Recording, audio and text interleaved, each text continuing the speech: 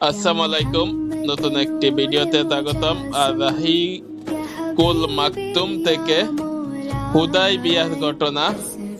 ষষ্ঠ হিজরির জুলকাদ মাসে হুদাইবিয়ার সন্ধি, কারণ যখন জামিয়াতুল আরবে পরিবেশ পরিস্থিতি মুসলমানদের অনেকটা অনুকূলে চলে এলো, যখন ইসলামী দাওয়াতের সফলতা আর এক বিশাল বিজয়ের ঝড় বলে তারকারাজি ধীরে ধীরে গোটা পৃথিবীর আকাশে বসতে শুরু করেছিল, তখন বস্তিতে হারামে মুসলমানদের ইবাদত করার ফাওদা অধিকার স্বীকৃতি অনুষ্ঠানের উদ্বোধন পর্ব সুসম্পন্ন হয়েছিল।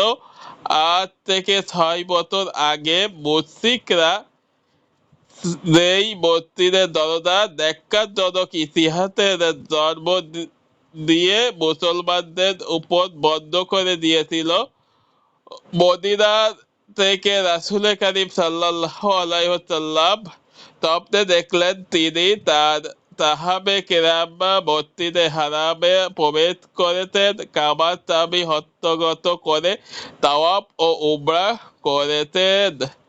এরপর সাহাবে কেরামে কারোর মাথা মুগিয়ে দিয়েছেন আর কারোর মাথায় চুল সেটে ছোট করে দিয়েছেন। সাহাবে কেরাম এই স্বপ্নের কথা জানতে পেয়ে দারুণ আনন্দভূত হলেন।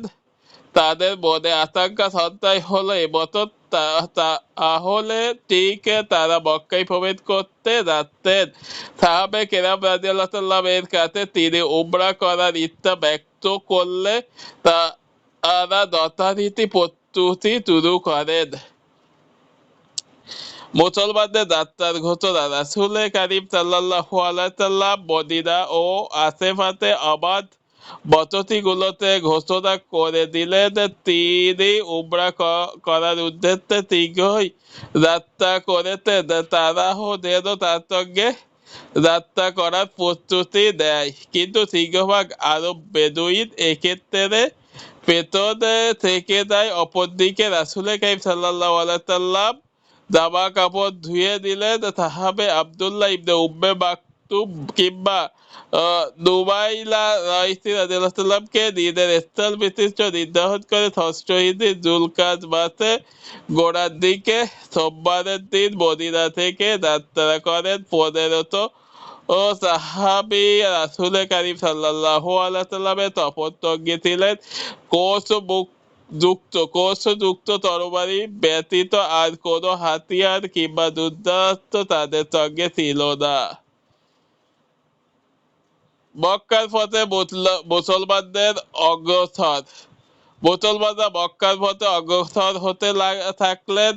দুল হুলাইফা পৌঁছে রাসূল কারীম সাল্লাল্লাহু আলাইহি সাল্লাম কুরবানির জন্তু হাদিকে মালা পরিয়ে ইশারা করে উমরার জন্য হিয়রা বেঁধে দিলেন। উদ্দেশ্য ছিল যাতে করে মানুষ নিশ্চিত থাকে যে রাসূল কারীম সাল্লাল্লাহু আলাইহি সাল্লাম লড়াইয়ের জন্য আসেননি। কুরাইশদের ধার্মিক অবস্থা জানার জন্য তিনি কাফেলার আগে বনু খুজার এক গোয়েন্দা পাঠিয়ে দিলেন। এরপর কাফেলা যখন উসফানের কাছাকাছি গিয়ে পৌঁছালো, তখন গোয়েন্দা ফিরে এসে রাসূল কারীম সাল্লাল্লাহু আলাইহি সাল্লামকে জানালো, আমি কাব ইবনে লুহাইকে আপনার বিরুদ্ধে হুবশীদেরকে সমবেত করতে দেখেছি। ইতিমধ্যে তারা এক পাতাতলে সমবেত হয়েছে।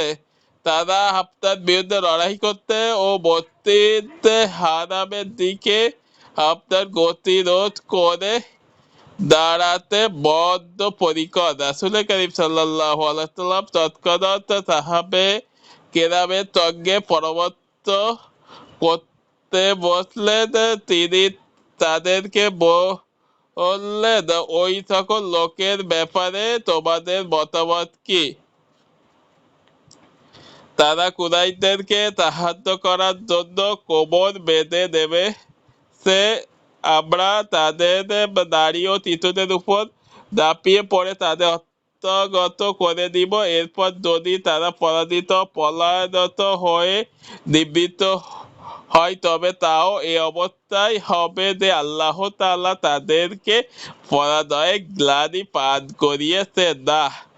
কি তোমাদের মতামত? এই যে আমরা সোজা বাইতুল্লাহর পথ ধরে অগ্রসর হতে থাকবো, এরপর কেউ যদি আমাদের পথে বাধা হয়ে দাঁড়ায় তবেই আমরা কেবল তাদের বিরুদ্ধে দাঁড়িয়ে যাব। রাসূল কারীম সাল্লাল্লাহু আলাইহি ওয়াসাল্লামের প্রস্তাব শুনে আবু বকর সিদ্দিকী রাদিয়াল্লাহু তাআলা বললেন, আল্লাহ তার রাসূল সর্বজ্ঞ, আমরা তো এসেছি কেবল উমরা করার নিয়তে, কারোর বিরুদ্ধে কোনো লড়াই কিংবা যুদ্ধ করার মানতে আমরা আসিনি।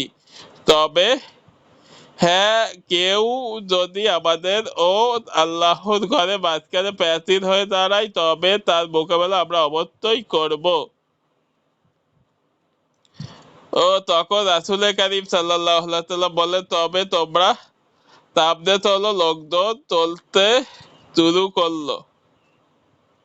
বাইতুল্লাহ থেকে ফিরিয়ে রাখার অপচেষ্টা গোড়াতেই কুরাইশরা যখন রাসূল কারীম সাল্লাল্লাহু আলাইহি ওয়াসাল্লাম এর মদিনা থেকে বের হওয়ার খবর পেয়েছিল তখন থেকেই তারা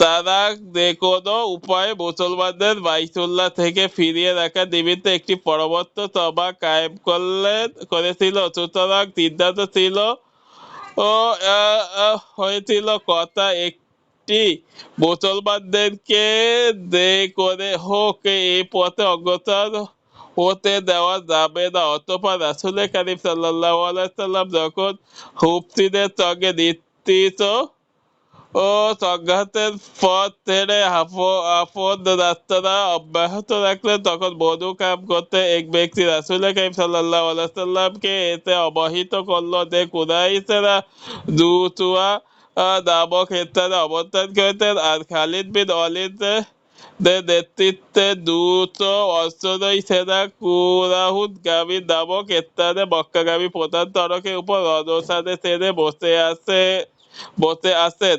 এরপর খালিদ মুসলমানদের বাধা দেওয়ার প্রচেষ্টা চালালেন। এ উদ্দেশ্যে তিনি তার বাহিনী এমন স্থানে দাঁড় করালেন যেখান থেকে একদল অপর দলকে দেখতে পেত। জোহরে রক্ত হয়ে খালিদ মুসলমানদেরকে রুকু ও সিজদা করে নামাজ পড়তে দেখলেন।